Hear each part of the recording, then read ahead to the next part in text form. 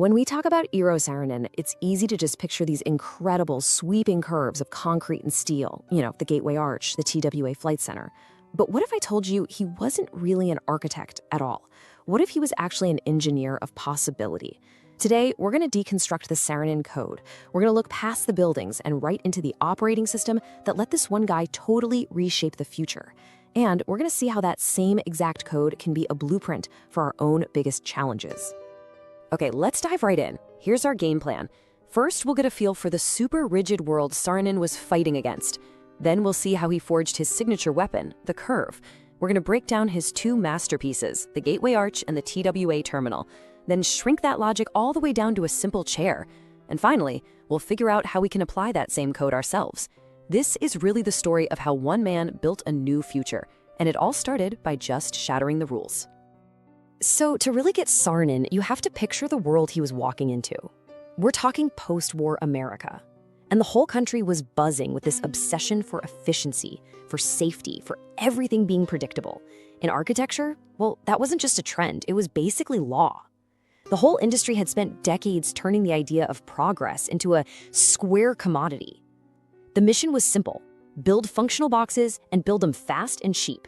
It was a world of straight lines and right angles where imagination was usually just seen as a liability. And this right here, this really frames the battle he was facing. On one side, you've got the establishment, running on grid lines and standard operating procedures, just trying to fit into the skyline. But Saarinen, he was on a totally different wavelength. He was chasing the aerodynamic curve. He wasn't trying to just build another building. He wanted to create a gateway. He knew that real innovation wasn't about following the manual. It was about achieving what he called strategic sovereignty. Basically, the freedom to define the problem and the solution completely on your own terms. This all led him to this incredibly powerful personal philosophy. For him, the grid, the world of right angles, was just the baseline. It was the floor.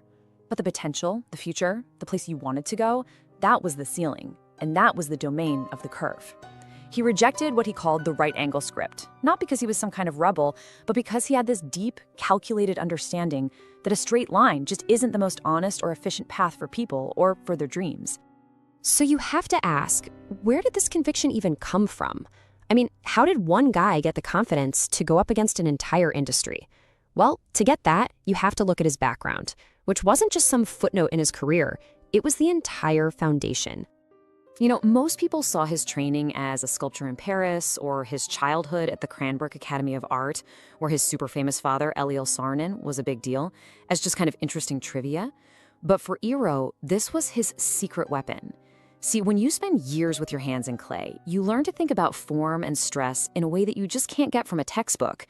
And he was raised with this idea of total design, that everything from the building to the doorknob should feel like part of one big idea. But really, it was his struggle to get out from under his father's shadow, that constant pressure of being Eliel's son, that really lit a fire under him to become his own man. And this brings us to this absolutely pivotal moment. It's 1947, and there's this huge competition for a new memorial in St. Louis. Both Eero and his famous dad submit designs. So the telegram comes announcing the winner, and it's addressed to E. Saarinen. The whole family celebrates, right? They pop the champagne for his dad, Eliel, and then a second telegram arrives. Turns out there was a mistake. The winner wasn't Eliel, it was Eero. In that one moment, he stepped out of that shadow for good. And he learned this critical lesson. Just having a futuristic vision is a death trap. The world loves to dismiss futurists as dreamers. The only way to win was to make his vision so physically, materially real that it was impossible to ignore. He had to build it. He had to out-materialize everybody. And that brings us right to that winning design. His first huge test, and maybe his greatest victory, the Gateway Arch. This thing wasn't just a structure. It was the physical proof of his code. It was where he turned pure physics into this profound statement about the future of America. This was the question that he obsessed over. See, the competition asked for a monument. The experts were all expecting, some static pillar or a traditional arch. But Saarinen wanted to build something totally different. He wanted to build a dynamic hinge to the future, something you didn't just look at, but something you experienced, something you passed through. And the solution he found wasn't in some old architecture book, it was in the fundamental laws of physics. And the answer he found is it's so simple, it's beautiful. It's called the Catenary curve. Now that sounds super technical, but it's a shape you see every single day. It's in a necklace, a skipping rope, a power line hanging between two poles. It is the perfect, elegant curve that gravity itself creates. And Saarinen realized this natural shape held the secret to a perfect, unbelievably strong arch. His process was pure genius. I mean, he literally took a weighted chain, hung it between 2 points, and just let gravity do all the hard work. The shape it made was a curve of pure tension. So what did he do? He just traced that shape and flipped it upside down. And the result? A perfect arch where all of those massive forces are channeled straight down into the ground. It's in pure compression. There's no stress trying to tear it apart. It's unbelievably strong, it's honest, and it's just breathtakingly elegant. He didn't invent a shape, he just revealed one that was already there, hidden in the laws of physics. He outmaterialized everyone with a simple piece of chain. So, having just proven his logic on this monumental scale with the arch, Saarinen turned his eyes to a brand new challenge. This new feeling that was sweeping the globe, the dawn of the jet age. He just knew that this new era of speed and flight could not be housed in the boring old boxes of the past. It needed its own form, its own language. This quote, wow, it really gets to the heart of how he approached the TWA Flight Center at JFK Airport.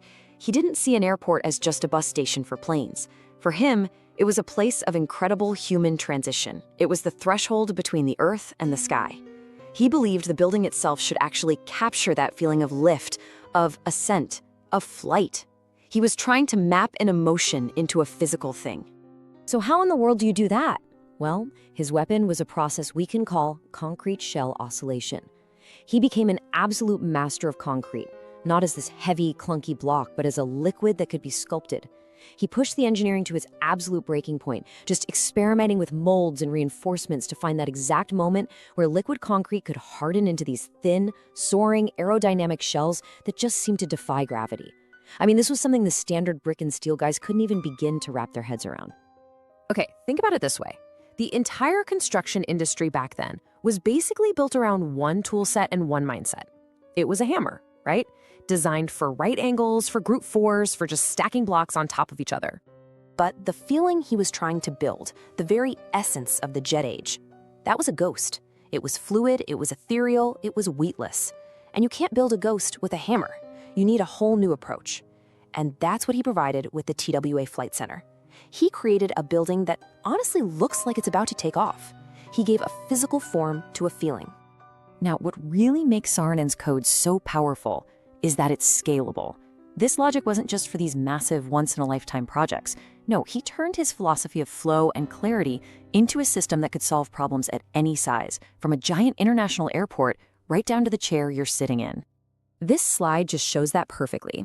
At the macro scale, you've got Dulles Airport. Instead of making people walk down these endless hallways, he completely rethought the geometry of travel with his mobile lounges. He created these direct lanes that literally took you from the terminal right to your plane. So simple. Then, at the micro scale, you have his famous tulip chair. He hated, and I mean hated, the mess under traditional tables and chairs. He called it an ugly slum of legs.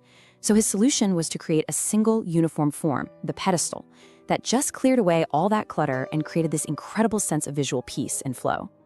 So in the end, for him, there was no difference between architecture and interior design.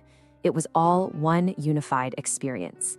It didn't matter if he was designing the path of a traveler through an airport or the shape of a chair for a living room. The goal was always the same: analyze the function, find the most logical, elegant path, and then create a form that was both beautiful and brutally efficient. And that brings us to the final, and I think most important part. This is where we turn this incredible code back to you, because Saarinen's process, it's not just a history lesson. It is a timeless model for innovation and for solving problems in any fields you can imagine. This right here is the core takeaway of this entire thing, the Saarinen equation. It all starts with the mathematical curve. That's your pure logical vision, like the physics of that hanging chain. It's your core idea, the truth you found. But look, an idea by itself is just a ghost. You have to combine it with the material prototype. That's the relentless hands-on work. It's the sketches, the clay models, the tests, the failures. You have to make your vision real, something people can touch and see and test.